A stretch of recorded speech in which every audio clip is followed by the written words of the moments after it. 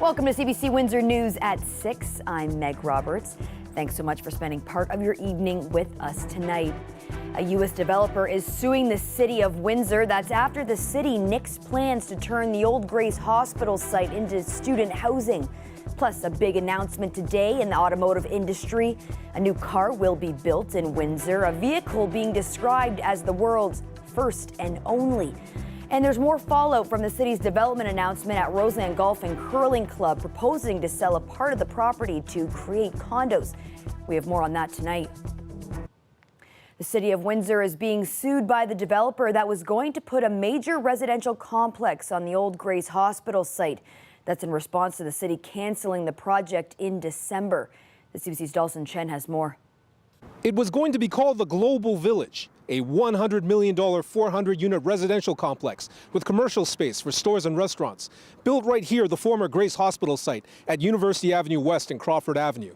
Now, it's a lawsuit against the city of Windsor, launched by Fairmount Properties, the Ohio-based developer that was expected to build the project until the city canceled the whole thing 3 months ago. City representatives at the time cited the need for faster progress as the reason why the project was killed. But the suit alleges the city terminated its agreement with Fairmount Properties unilaterally, without notice, and in bad faith. The suit says council made its decision in a secret meeting with no opportunity for input from Fairmount or community partners. The suit further accuses the mayor and council of making erroneous and defamatory statements in the media, blaming Fairmount for the project's delay. According to the suit, the real reason the project was terminated remains undisclosed. A city spokesperson told CBC Windsor that the city stands by its decision and will vigorously defend its position in court. It's another controversy to add to the long saga of this once historic site. The Salvation Army Grace Hospital opened at the location in 1920. The hospital closed in 2004, and the building remained vacant and deteriorating until the city bought the property in 2012 for $2.3 million. Demolition took place in 2013. Since then, there have been several ambitious proposals and plans for the land, all of which have fallen through. Windsor's Ward 3 councillor says the lawsuit isn't a shock. Personally, it wasn't surprising. I think you could see it coming. I know that they were disappointed in our decision as a city to really roll things back. So I wasn't surprised, to be honest with you. This empty green space in the middle of a downtown core that clearly is underutilized, and I always thought, what a incredible opportunity for something that would be special for our downtown. And I remember hearing different ideas over all the years, and then we thought we had something that we landed on, but clearly we're now working on something else. Since killing the deal in December, the city of Windsor has yet to formally request new expressions of interest on the site. Dalton Chen, CBC News, Windsor. The strike at the Jameson supplements plant in Windsor is now over. Workers voted 72% in favor today of accepting a tentative agreement.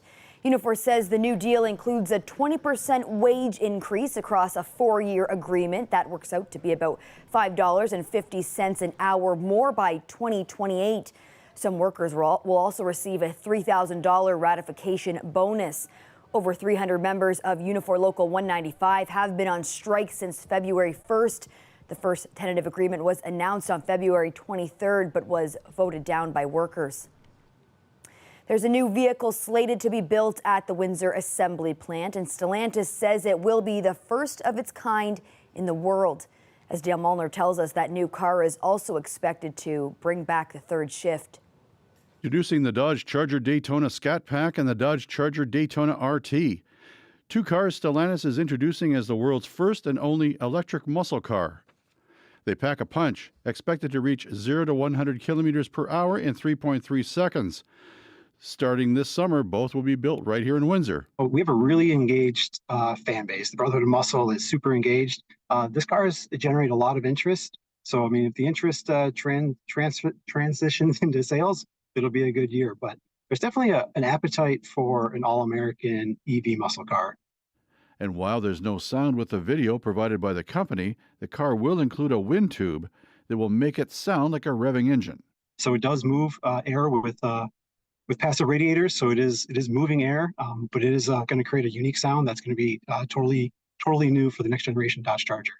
Dodge will also be producing internal combustion engine versions of the Charger in Windsor as well, something one auto analyst says is good marketing. This is a really good plan for Stellantis because we're in this transitional phase between pure ICE and pure EV market, and it's going to be an extended period of time where we're going to be between the two. And so having the availability for an ICE version and an EV version, or even hybrids in between, is really good for Stellantis to keep the momentum going and profits going. The president of Unifor Local 444 says the Pacifica minivans will continue to be built at the Windsor Assembly Plant, and the Chargers will be built on the same line. The union says that guarantees more jobs and a third shift. It's a good news story for Windsor Essex, and it's great for generational changes as we, go into this EV market and with the new products that are coming into Windsor Assembly Plant. Production of the two-door versions of the electric Chargers will begin this summer. Production will begin early next year on the four-door versions of the electric vehicle, as well as a two-door and four-door version of the internal combustion engine Charger. Dale Molnar, CBC News, Windsor. The Federal Minister of Innovation, Science and Industry weighing in on that Stellantis announcement. He was touring the Gordie Howe Bridge project today. The investment that we've seen on both sides of the border are going to transform the economy of the region for generations to come. When you have large investors coming here, they don't really look at a particular city or town. They look at a region. And certainly the world is seeing that the Detroit-Windsor corridor is one where if you want to manufacture the car for the future, if you want to be part of the ecosystem, have the talent, the critical mineral, that's the place to be in the world. The minister, along with the Canadian ambassador to the U.S. and the Minister of International Trade and Economic Development, got a look at the Detroit side of the bridge today. They were stateside meeting with officials from the Michigan Department of Transportation, business leaders and politicians. They say that they want to showcase the bridge as one of the key elements of Canada's relationship with the United States. We do over $1 trillion worth of trade. This corridor between Detroit and Windsor, so connecting Canada and the United States, is just some marvel to see. But when you see this infrastructure, it is this trade infrastructure that is going to propel that movement of goods and people across our two countries. A date has been announced for a coroner's inquest related to the death of a man following a police standoff in 2017. Chad Romanek was found dead in a garage on Betts Avenue in Windsor on September 15, 2017. Ontario Special Investigations Unit said the 34-year-old died of a self-inflicted gunshot wound. The mandatory inquest is scheduled to take place over 8 days starting on March 25th. A dozen witnesses are expected to testify. In 2018, the SIU found there was no reasonable grounds to lay charges against officers. The purpose of the inquest is to look at the circumstances surrounding how Romanek died. A jury will have the opportunity to make recommendations aimed at preventing other deaths. There's more fallout tonight after the city proposed residential development at Roseland Golf and Curling Club. The proposed plan to convert the clubhouse as a 38-unit condo complex. As the CBC's Dale Molnar explains, members of the curling organization say they were caught off guard. We were a little shocked at the announcement, quite frankly, and disappointed. The people who have been working with the city to relocate the curling rink from Roseland are upset they weren't able to offer ideas to incorporate a new rink with the condo project announced last week. Mayor Drew Dilkins confirmed at a press conference the redevelopment of the site had been in the works for some time. This was identified a number of years ago. The Board of Roseland went through a strategic planning process. In that process, when they take down the existing curling building and clubhouse, they identify the prospect of a future development moving forward. What disturbs us mostly is there were no options put on the table for us to look at. So why not now have an option of building the condo here, take the building down, and put a curling rink there? Other curlers feel the public is losing out on a valuable space for the community by taking down the existing building. I don't think that's good value for the public's money. And I think that tearing this down for that, right, if they'd done the maintenance that they were supposed to be doing out here in the past years, they could have had this place still. Councillor Fred Francis doesn't believe the condos will be considered affordable housing, but the director of Street Help doesn't have a problem with that. I think it's money that's going to go back into the city with the sale of these 38 condos. Why can't we take that money then there and invest in affordable housing for the homeless? She says that could be built on the 3 other sites for which the city is seeking expressions of interest. However, the mayor says the money from the sale of Roseland will go toward redevelopment of the clubhouse. There will be a public meeting here at Roseland on Thursday from 4 to 7 to discuss the condo plans. Dale Molnar, CBC News, Windsor. The provincial government has reached a tentative contract deal with Catholic teachers. Last night and early into the morning, we reached a tentative central agreement with OECTA, the Catholic Teachers Union. If ratified, it will ensure that there will be no province-wide job action or strikes by teachers in all English language French publicly funded schools for the next 3 years. The Ontario English Catholic Teachers Association is the last of the major teachers unions to reach a deal. The agreement is similar to those with the other major teachers unions, which sent outstanding matters such as salary to binding arbitration. The deal still needs to be ratified by members. With March break travel just around the corner, health officials across the country are bracing for a rise in the number of measles cases. Reported cases this year have already exceeded the dozen reported in all of last year. The CBC's Peter Cowan has the latest. Just because there aren't any cases right now in Atlantic Canada doesn't mean health officials aren't worried, and what they're asking people to do is check their vaccination status. For people who were born before 1970, it's less of a concern because they were likely exposed to measles as a child. Then the measles vaccine was introduced, but for a long period of time, only 1 dose was given. Public health officials now say 2 doses is ideal to ensure long-lasting protection. So the advice from one infectious disease doctor is if you've only had 1 dose, it might be good to get another. If they've had 1 dose of a measles vaccine, and for example, you're traveling abroad, you might be exposed to measles because you're in an area of higher transmission, it's a very good idea to get that 2nd dose of a measles vaccine. March is a busy travel time for a lot of areas, especially as children get March break or into Easter break, and so the advice is that people should be getting that protection before they travel. Some areas like Europe and Florida are seeing outbreaks of measles, and the concern is that children and adults could bring that disease back to Canada. In fact, we're seeing this now in a number of provinces. The biggest concern is Quebec, where they're seeing the most cases in Canada, and some of the cases they're seeing aren't directly linked to travel, which is a concern. They're targeting their vaccination campaign at younger children because some vaccination rates in schools can be as low as 30%.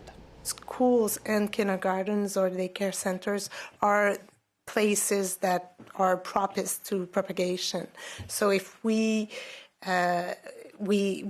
first, they are the places, if we want to increase our coverage, vaccine coverage, is the place where we have to focus on and priority. And of course, we know that those are the places that we will have more risk of transmission or having big outbreaks.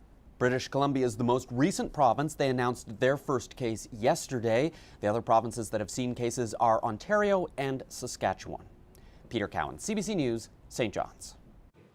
A new report suggests more and more Canadians are struggling to pay monthly bills, especially when it comes to mortgage and credit card payments. And as Scott Peterson explains, the problem is critical in Ontario and BC. What we're seeing from the survey is that higher interest rates are really forcing people into a position where they're unable to pay their bills, and delinquency rates, that's where people are not paying their bills over 3 months, is rising, starting with mortgage delinquency rates. And this is troubling in the sense that there's hopefully some equity built into the homes that people have bought. Over the last 12 months, mortgage delinquency has risen 52%. It's below about 1/10 of 1%, but the trend is clear that it is rising. Delinquency rates in Ontario and BC are particularly high because of higher mortgage costs associated with real estate there. In Ontario, it's up 135% and BC up 62%. A delinquency is when someone hasn't paid their bill in 90 days. Now, younger homeowners under 36 are being particularly impacted, and for those refinancing now, this is part of the problem, that you might be used to lower rates that you arranged just a few years ago, but now monthly payments up $450 $57 on average. And again, Ontario and BC, where it's a little bit more expensive, that can be closer to $700 extra per month on refinancing. Non-mortgage debt, and this is troubling as well. This is credit card debt. This is line of credits, where generally the interest rates are higher on. That is up 29% year over year. Now, it's still in the neighborhood of less than 1%, but again, the trend is that people are delinquent on paying those back. And part of the problem here is our thirst for credit. Non-mortgage debt, higher than all the others, was up 4% last year as we loaded up on credit cards and our line of credit, and it was up by $16 billion in total last year. New credit card growth was up 11% last year.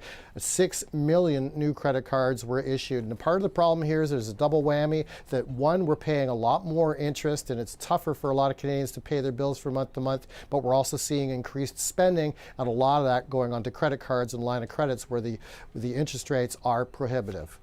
Scott Peterson, CBC News, Toronto. A Windsor woman who spent most of her life combat fighting is being recognized at the highest level. Cara Rowe is an undefeated pro boxer and mixed martial arts trainer. Next April, she will be inducted into the International Women's Boxing Hall of Fame. Rowe's career spans across decades as a boxer, coach, and commentator. She spoke with about the honor on Windsor Morning. When she first wrote me, she said, "Are you done fighting? I want to nominate you and get the committee to vote on you getting inducted into the Hall of Fame." And that was the second gut punch. I was like, oh my God, like the finality of saying I'm not fighting again. I didn't write her back right away. And so then about a week later, I wrote her back. I said, "I'm so sorry for being tardy. Like, I'm so honored. But the thought of never fighting again was just a lot for me. I don't know why. It was just so final." And so I just said, that's exactly why. I would love to be. I would be more than honored. But that was what my hesitation was. And I said, but I'm probably done. Like, I'm so focused on my athletes. It's just not maybe in the cards for me anymore. And so she said, listen, don't worry. Even if you get nominated and you get in, you can always, some people have come back and fought. I was like, okay, yes. Bit of a gray evening in Windsor, Essex. Temperatures out there are sitting at about 9 degrees. Your full weather forecast coming up after the break.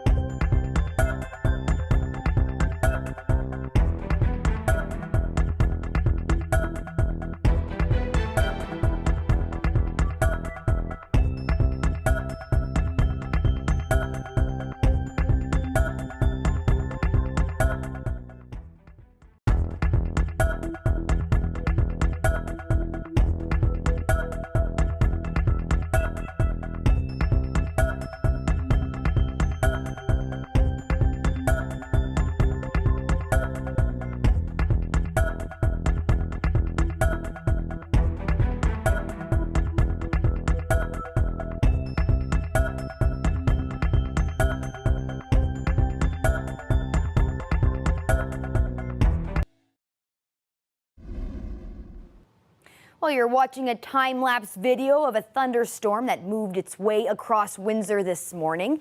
And it certainly didn't last long. And after all of that rain was done, the sun did end up peeking through just a little bit there. We'll call it that little time lapse actually brings back some rather unpleasant memories for me. All this warm weather had me all excited, and I picked today to walk to work, and that coincided perfectly with that storm. Yeah, right around 10 a.m.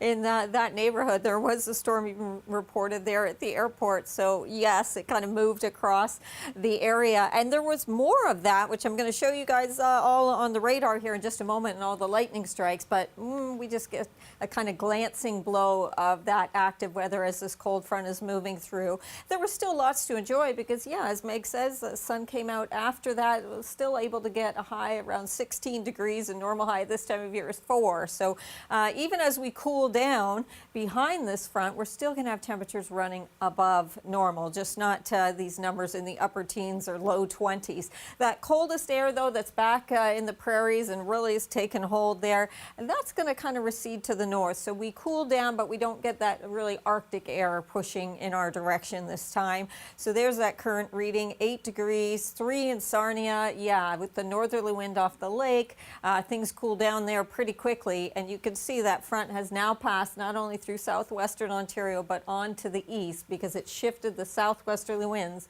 around to the north as it goes, and then associated with it, yeah, there's been some convective stuff. We were just looking at those images, but even a few pockets of just some heavier rain showers. And now what's left behind here is pretty light stuff still there.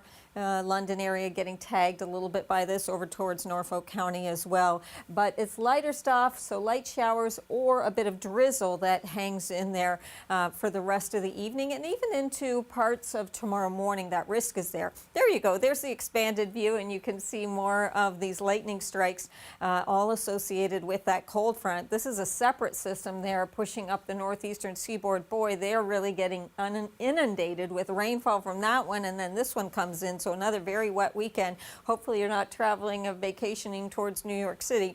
There we go into tomorrow morning. That cloud deck is going to be pretty persistent, and with that, it's going to be harder for that temperature to climb, but we will carve that away, and it sets us up pretty nicely as we get towards Thursday to get some sun coming back.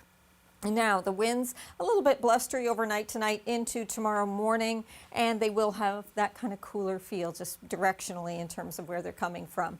There you go, though, just that risk of some drizzle through the overnight hours as the main system pushes away or the rain is to the south of us. Those lows of 3 to 4 degrees. And all right, let's reset things then and see where our temperatures are. So tomorrow it's 8 degrees for the high. Thursday with the sun coming back, 9. We will get to double digits on Friday, but we are going to see a shot of colder air coming in, especially towards the end of the weekend. So the odd wet flurry not out of the question, but it'll feel like a shorter day just because we're pushing that clock ahead, right, Meg? Well, Colette, how spoiled am I feeling? I'm thinking, oh, 8 degrees tomorrow. That's going to be so cold. But like you mentioned earlier, we're still way above seasonal temperatures. We really are. And I mean, our friends in the prairies like Saskatchewan, the heavy snow, minus 20 for daytime highs yesterday. Like it's, you know, we're doing pretty well. Yes, I'll have to be thankful for our 8 degrees tomorrow. Thanks so much for that, Colette. You're welcome. Well, it's a big day in the U.S. as millions of Americans are casting their votes. We have the Super Tuesday details coming up.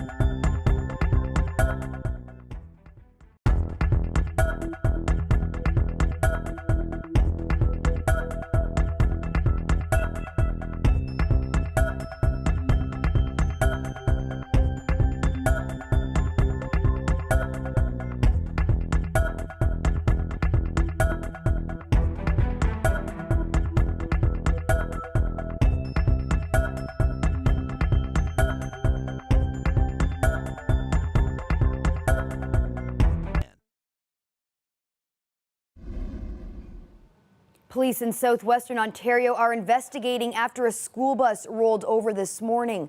One child has been airlifted and several others sent to hospital. It happened this morning with about 40 children on board. Stephanie Skandaris has the latest from London. This spot just south of the city of Woodstock is pretty much clear now, just some tire tracks left to show that at around 8:15 this morning, a school bus carrying around 40 children rolled onto its side in a single vehicle crash. OPP say that one of those students was pinned under the bus and had to be airlifted to a hospital in London, Ontario. OPP also said that 4 other children had minor injuries and they were transported to a local Woodstock hospital. OPP also thanking the Good Samaritan who helped out at the scene. There was a couple of Good Samaritans that came to the scene and helped with the students, so we would like to say thank you to those people. And just the community in general, we've had such a huge outpour of everyone concerned for the children. It's believed the students were on their way to Woodstock Christian School, which is a private school about 10 minutes away from here for students from JK to grade 8, and it organizes its own transportation. OPP say the bus driver had no injuries and an investigation has been launched to find out exactly why this crash happened. Stephanie Skandaris, CBC News, Oxford County, Ontario.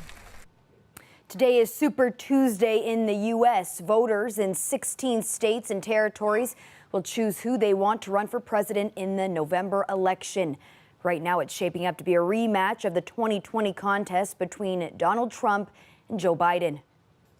I voted for Joe Biden on the Democratic ticket, and because I think we need a leader who is not involved in any corruption. I think, like most people, that Biden's too old and Trump's a little too crazy. The voting is spread right across the U.S. with millions casting their ballots. On the Democratic side, Joe Biden's march to renomination looks all but assured, while Donald Trump is the clear leader in the Republican contest. His only major rival, Nikki Haley, has just one win in the 10 primaries and caucuses so far. Some analysts suggest today could be her last stand if she suffers more heavy losses. Well, that's it for CBC Windsor News. Don't forget, for news anytime, you can go to our website. Thanks so much for tuning in. Looking forward to seeing you back here tomorrow night.